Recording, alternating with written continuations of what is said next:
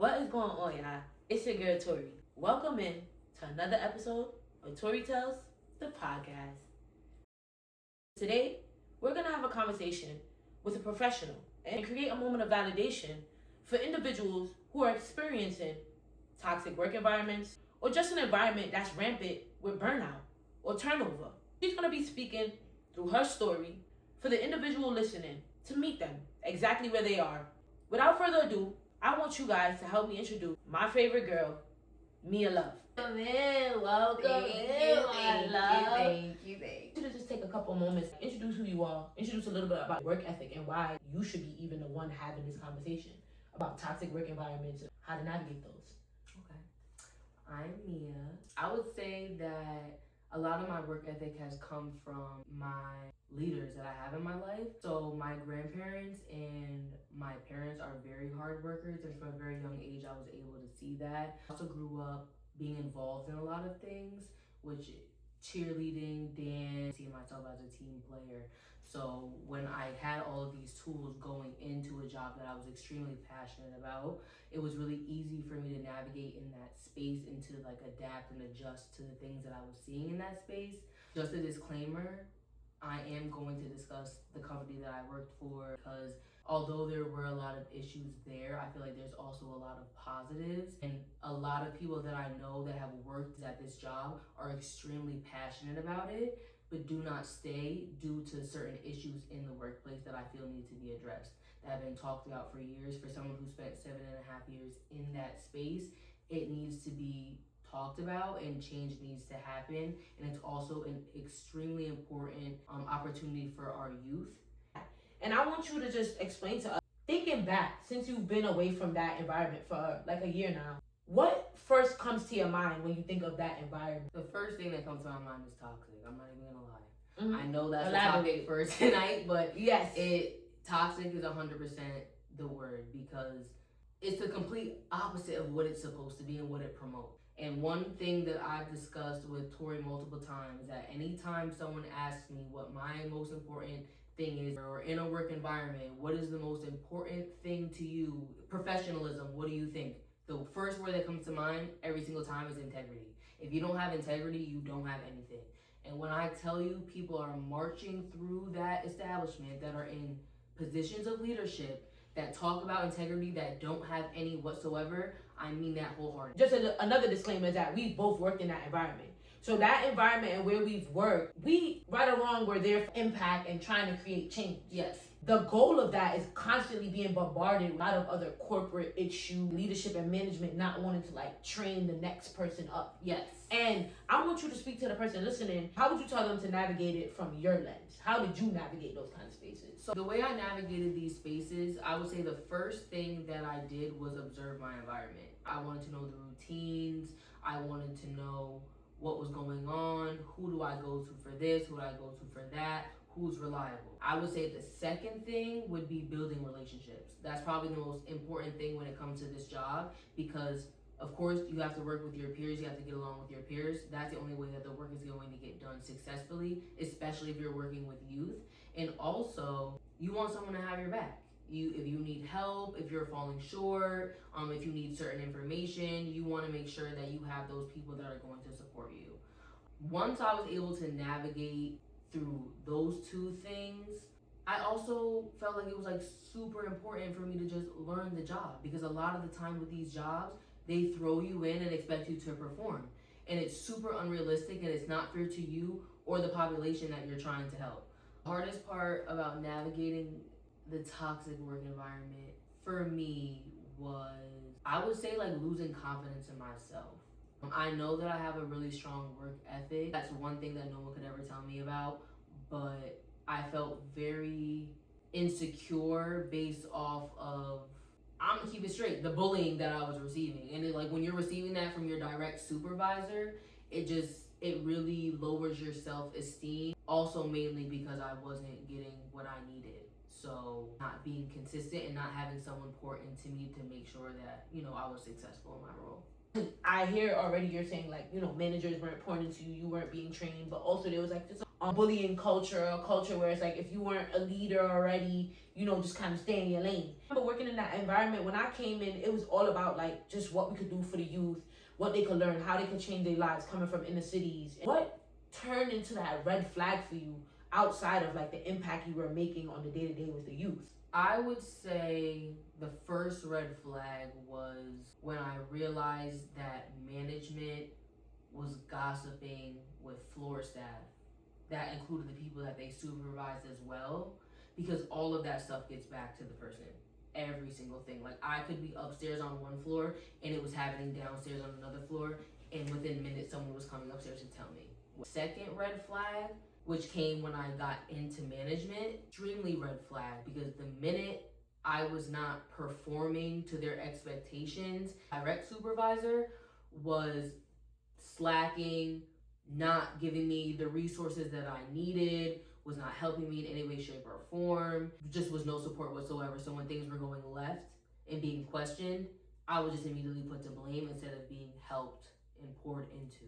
I would say those are the two red flags that really got me. Absolutely, because how many of us are working in environments and we know we have great work ethic? When you get to those roles, you're kind of thrown and fed to the wolves with no support, with no help, no training. And a lot of these positions that they make out to seem like they're big roles, it's just a position with less.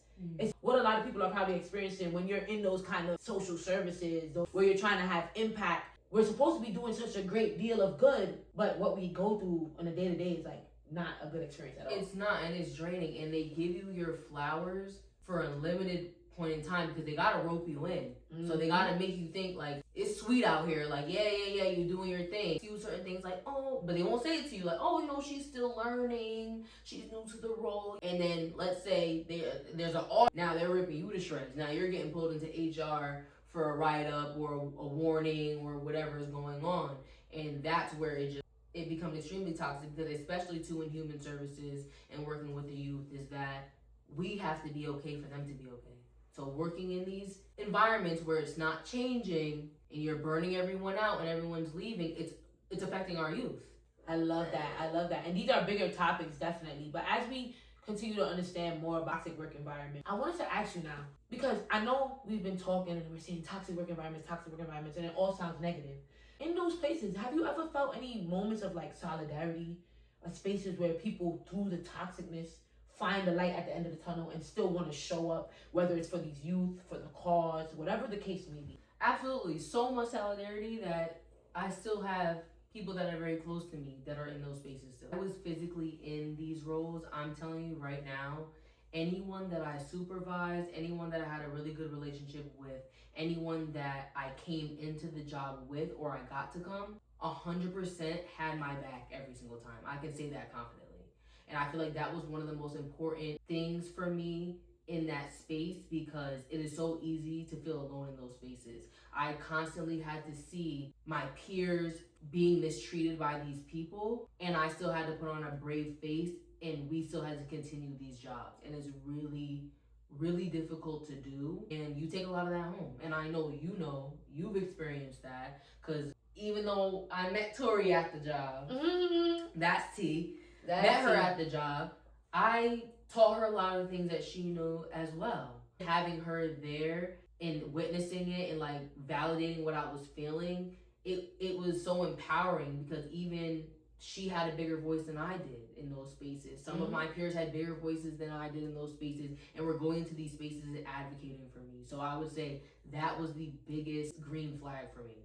I want to make it a green flag. Yeah, I guess to understand, like, even in these toxic work environments, there is positive, and I think that's what this conversation is to help us ultimately understand. Is like a lot of us go into jobs and spaces and know like this is the work we want to do. It's always some kind of operational chaos, some type of issue, whether it's with the management, the staff. Even though you're not working in those environments no more, you're kind of experiencing those issues in your current role. Operational chaos is a thing now, effect on your current role, and how do you navigate that? I feel like this is a difficult question only because, so the jobs aren't very different, but at the same time, the role that I play is different, I guess I would say. It's really crazy to say, but like I feel like now in my current space, it doesn't bother me as much. Like I'm always gonna have complaints. I'm always gonna have something to say, only because I know how it's supposed to go and I know that I could do it. But it's not just the power of me; it's the power of a team, and it's the power of leadership. And if you don't have good leadership, you don't have a team. That for me is something that I deal with a grain of salt. I've spent so many years in burnout that I didn't even realize that I was literally living in burnout. So over at my previous job, I didn't have time really to not know what to do. I had to know what to do at all times. And because of the turnover there, I ended up being one of the only people there that knew what to do. And I knew that if I didn't show up and perform, that it was going to affect a whole bunch of people. So I say this a lot recently, I feel like, is that I would pick that toxic over this toxic. I say that a lot because in the current job and role that I'm in, I don't feel like I'm being fulfilled. I feel like over there I was being fulfilled. I'm extremely passionate about that type of work, and it's what I want to do for the rest of my life. I had to take a break, I had to step away from it, but this is also fulfilling in a different way, but it's the difference. I feel like you could really make an impact there. Right. And I understand that 100%. Especially when it seems like it's a revolving door. Yes. So I knew where I was at. I was making a difference, and I was doing it the right way. Integrity. And that's like, and I think that's the word of the conversation. It's just like, through all the questions so far, it just seems like the common motif is like, in different jobs, no matter where you are, no matter what kind of work you're doing, blue collar, working in an office, working in corporate America, working in social services or human services, you're gonna have work environments where there's rules and regulations. There's things that, but there's also situations where there's management and leadership that decide to either follow the rules or bend the rules. And you know that if operationally the people up top are doing their own thing, you have to continue to show up in the job how you would show up in your regular life. Stand on your values, stand on the things that you love and how you work, and never allow their intention to cause you to change how you show up at work. And that is probably my biggest challenge currently. Right. Is because I've come home multiple times and said, like, I feel like my work ethic is deteriorating in this space. Coming from someone that came from leadership, I know exactly what's supposed to be going on in these spaces, and it's not happening. So if we're a body, we might as well just act like a body. I used to come to this job 20 minutes early every single day. After a while, like, it really starts to wear on you. Like, oh, you know what? They took an extra 5 minutes for their break. I can take an extra 5 minutes for their break. 20 minutes late every day. I could be 5 minutes late today.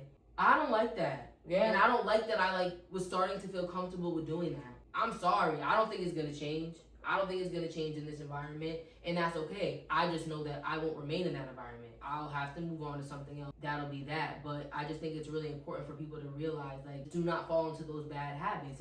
You don't want to move into new spaces with those bad habits. We're going to keep that. We're going to clap that as a moment of validation. In this new season change, started showing up. You was, you moved with the same work ethic that you left the other job with. So I want to know, now that you've moved past that job of toxicity and you're now in this current space, how has your confidence changed in this new environment when you approach things? Basically, you can't tell me nothing. You can't tell me nothing. I don't know where this big leap of change came from within me. I already felt some sort of confidence because I know these people, they know my work ethic. I was also confident because I know the job, I know what's expected of me, I can do the job, so I was extremely confident of that. What I haven't always dealt with the best is people not treating me right in the workplace. People lashing out at me or sabotaging me. Those are things that I was very fearful of because of the toxic management that I had and the toxic leadership there.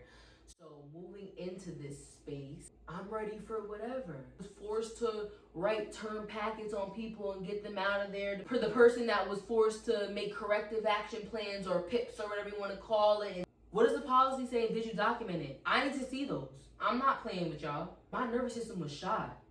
My nervous system is not even regulated from a year. It's not. It's something that I work on every single day. It's super hard.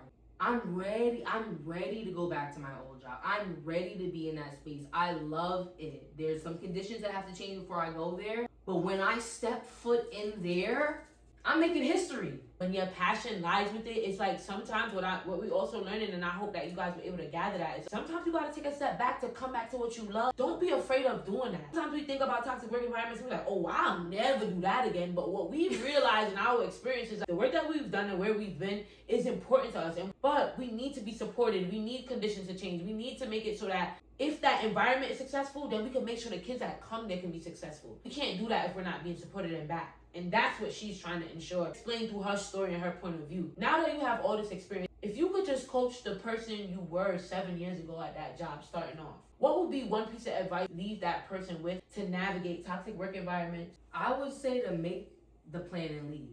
I tried to leave multiple times and I wouldn't leave. I was so comfortable in what I knew and I loved the job so much that I endured 6.5 years of stress and bliss at the same time. It's okay to come back. I said, like, when I'm leaving, I'm not turning back. When I put in my resignation, she's like, I don't believe you're leaving. Like, you're gonna pull it. Mm-hmm. I don't believe you. And I was like, no. Once you mentally get there and you're mentally checked out, you're out. So if it's like worth it for you, then you'll go back to it. And if it's not, then that's okay too.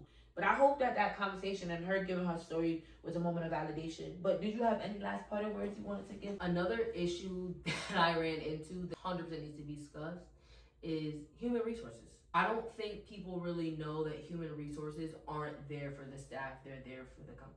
People go when they pour everything and they have all this trust with HR. You need to push it up further. You need to protect yourself. And I always document anything where it's passive aggressive, emails, interaction, anything that makes you uncomfortable. If you have an EEO officer, report it to them. If you have contacts with your corporate office or whatever, document it. Document it. Because if there's a time where you need to take legal action, you need to have all of that there. Other thing that I would say is to not be afraid to ask for more help. I know I have a certain learning style. Everyone has a different learning style. The thing that helps you learn better, you should not feel bad for asking for those tools. Day grace period for trainings. Make sure that you are documenting all of the areas that you need more help in. Or if you just want to go over it again, you're also able to ask for your 30-day training again if you feel like it wasn't sufficient. Just ask for a copy of anything that you're given. One-on-one meeting, I need meeting minutes in my email sent to me or printed out and documented on paper for me. Make sure that you have those as well. Which is why I did this conversation with my love, not only because of her experience, but because I wanted you guys to understand the work and the things that we do, there has to be balance. We're going to experience work environments that are like, it's draining, it's hard, but we're there for a reason. Services, you're in human services, you're in blue collar work, or for the love of doing it, for the love of service. We want to remind you, like, don't allow toxicness, operational chaos, burnout, or any of those things to discourage you from working in those environments. Stick to what you love, stick to your dreams, being that top dog at your job. Just know exactly how to navigate it when these type of things occur. And I hope that her story helped you to understand that. I hope that it was a moment of validation. And stick to your boundaries. Absolutely. Because as much as people try to make you feel you do not belong in those rooms, you belong in those rooms. I hope that's the mic drop right there. Mic drop. So, it's your girl Tori. And Mia. I hope that you guys enjoyed today's conversation. I hope it met you where you were. Until next time. Peace.